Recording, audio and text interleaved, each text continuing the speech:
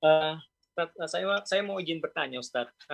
Nah, Jadi bencana atau penyakit ini kan diturunkan oleh Allah Ustaz. nah, Dan eh, bencana ini kan bisa meleburkan dosa kita nih Ustaz. Bagaimana kalau orang-orang yang sedang menderita atau sakit tersebut tidak menjalankan sholat misalnya, apakah hamba itu termasuk penerima ampunan dosa dari Allah Ustaz?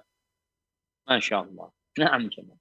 Iya, jadi musibah yang turun itu bisa jadi azab. Makanya kalau bicara ta'un ya, bagaimana Aisyah ketika bertanya kepada Nabi SAW tentang Black Death sini, beliau mengatakan alaihi salatu wassalam, azabun yab'atsullah ala man yasha. Ternyata wabah ini, pandemi ini, ta'un khususnya, itu azab yang Allah kirimkan kepada siapa yang Allah kehendaki. Wa rahmatun lil mu'minin, dan rahmat buat orang-orang beriman. Jadi kondisinya, kalau itu azab, maka azab ini dapat menghapuskan dosa orang tersebut. Dapat menghapuskan dosa orang tersebut. Dapat mengangkat derajat orang tersebut kalau dia bersabar, dia bertobat kembali kepada Allah Azza wa Jalla. Tapi kalau orang ini nggak sholat, nggak sabar, nggak kembali kepada Allah, ya jadi azab buat dia. Itu hukuman buat dia. Yang sesuai dengan perbuatan dia. Maka di masa pandemi kita melihat yang mati itu bukan hanya orang jahat. Ada orang nggak sholat mati. Tapi ada orang, seorang ustadz, seorang yang alim juga mati karena COVID-19.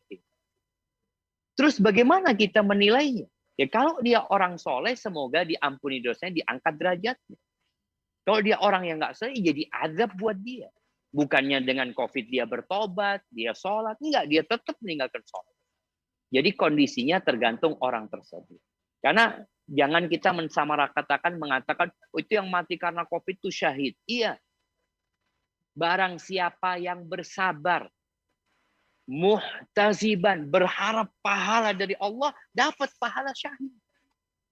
Tapi kalau dia nggak bersabar, nggak mengharap pahala kepada Allah, apalagi dikatakan dia meninggalkan sholat, gimana mau dikatakan syahid?